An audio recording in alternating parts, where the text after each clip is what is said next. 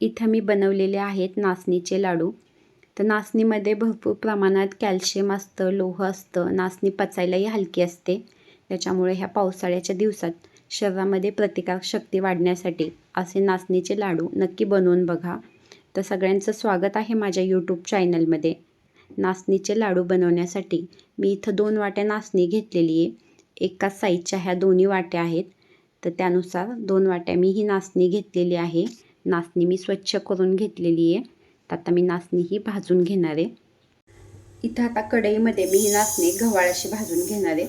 आणि एका वेळेस सगळी नाचणी भाजता येणार नाही, त्याच्यामुळे 2-3 वेळा थोडी थोडी करून मी ही नाचणी अशी भाजून घेणार आहे।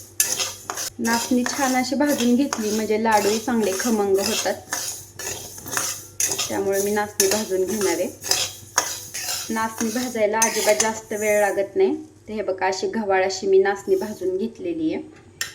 आता ह्याच पद्धतीने ना बाकीची सगळी नाचणी आहे ती मी भाजून घेणार आहे।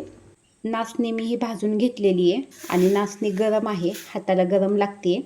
तर नाचणी पूर्णपणे थंड झाल्यानंतर मिक्सरमधून मी बारीक करून घेणार आहे। आता इथं मी लाडूमध्ये घालण्यासाठी काही ड्रायफ्रूट घेतलेले आहेत। त्याच्यामध्ये काजू आणि बदामाचे तुकडे आहेत, 1 वाटी मखाना आहे आणि सूर्यफुलाचे बी आहेत। तर ना आता मी हे तुपामध्ये आहेत ना सूर्यफुलाचे बी पहिल्यांदा असे गव्हाळाचे भाजून घेतलेले आहेत, म्हणजे थोडंसं तूप घालून तळूनच घेतलेले आहेत। जास्त कढईमध्ये तूप टाकलं तर तूप जळून जातं, त्यामुळे थोडं थोडं तूप घालून मी आता हे सगळे ड्रायफ्रूट भाजून घेणार आहेत। तर पहिल्यांदा मी हे सूर्यफुलाचे बी असे तळून घेतलेले आहेत आणि त्यानंतर हे काजू आणि बदामाचे तुकडेही मी त्याच पद्धतीने तळून घेणार आहेत। हलकासा कलर बदलेपर्यंत काजू आणि बदामाचे तुकडे मी छान असे हे तळून घेतलेले आहेत आणि आता हे काजू आणि बदामाचे तुकडे मी काढून घेते। आता हे जे मखाने घेतलेले आहेत ते असेच मी ना भाजून घेणार आहेत, म्हणजे थोडेसे कडक करून घेणार आहेत। हे मखाने मी कडक करून घेतलेले आहेत आणि हे बघा हाताने असा दबला जातोय मखाना। आता मी गॅस बंद केलेला आहे। इथे ही नाचणी आता थंड झालेली आहे, त्याच्यामुळे मी मिक्सरच्या भांड्यामध्ये टाकलेली आहे आणि थोडं थोडं करून मी ही नाचणी आता बारीक करून घेणार आहे। हे नाचणीचे पीठ आहे ना मस्त रवाळ असं आहे ना मी बारीक करून घेतलेले। आता आहे ना हे मिक्सरचं भांडं घेतलेले। आता हे मखाने घेतलेले आहेत आणि मी हे मखाने बारीक करून घेणार आहेत। त्यानंतर हे जे काजू बदाम आणि सूर्यफुलाचे बी आहेत तर तेही बारीक करून घेणार आहेत, पण सगळे नाही घेणार, त्यातले निम्मे ठेवणार आहेत। हे बघा निम्मे ठेवलेले आहेत असे आणि निम्मे टाकलेले। इथे ना पीठ मी कढईमध्ये टाकलेले आणि ह्याच्यामध्ये अजिबात तूप टाकलेलं नाही। तूप न टाकता सुरुवातीला मी हे पीठ भाजून घेणार आहे आणि थोडंसं भाजत आलं की मग त्याच्यामध्ये तूप टाकणार आहे। तूप टाकलं ना सुरुवातीलाच की मग पीठ असं ओलसर होतं आणि मग नीट भाजलं जात नाही, सगळ्या बाजूंनी पीठ भाजलं जात नाही, खमंग असं पीठ भाजलं जात नाही। त्याच्यामुळे मी तूप आहे ना थोडंसं भाजून घेतल्यानंतर परत तूप टाकणार आहे आणि 4 ते 5 मिनटं पीठ असं मी छान असं भाजून घेतलेले। बघा छान असं पीठ भाजलेले आहे ना, हे तूप टाकून घेतलेले आणि तुपामध्ये ना 2 मिनटं मी भाजून घेणार आहे। आता हे तूप टाकल्यावर असं 2 मिनटं छान असं भाजून घेतलेले। त्याच्यामध्ये ज्या गाठी आहेत त्या असं फोडून घेतलेले, मस्त असं पीठ भाजले गेलेले। आता हे पीठ काढून घेते।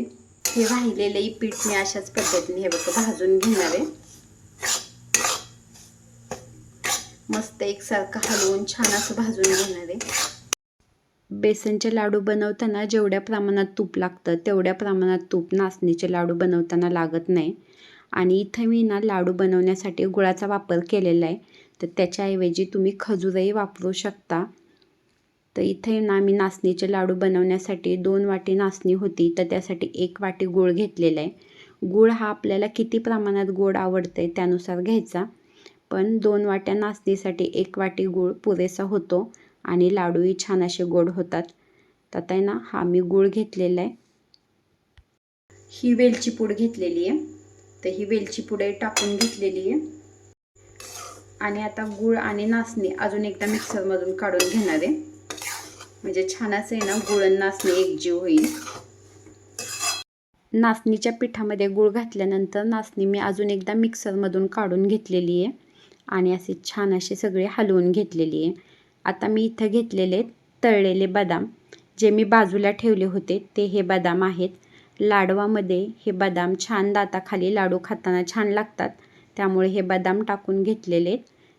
त्यानंतर मखाने, काजू, बदाम आणि सूर्यफुलाचे बी हे जे मी बारीक केलं होतं तर आता तेही टाकून घेतलेले आणि हे छान असं सगळं मिक्स करून घेतलेले.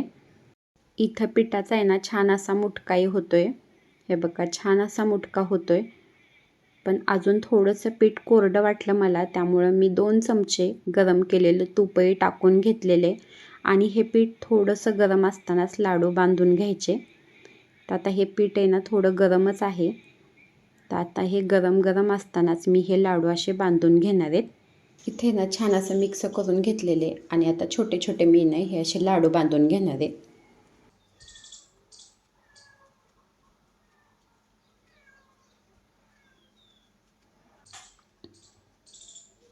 हे बघा अशा साईजमध्ये ना मी हे लाडू बांधून घेणार आहेत. एक बांधून झालेलं आहे, अजून एक बांधून दाखवते तुम्हाला. मिक्सरमधनं नाचणीचं पीठ आणि गूळ बारीक करून घेतल्यानंतर अजून एकदा मी हलकंसं असं गरम करून घेतलेले, कोमट कोमट पीठ करून घेतलेले. कारण जास्त जर आपण गरम केलं तर गूळ कडक होईल. त्यामुळे हे बघा आता हे असे पटपट लाडू बांधले जात आहेत. हे असे मस्त असे लाडू बांधले जात आहेत.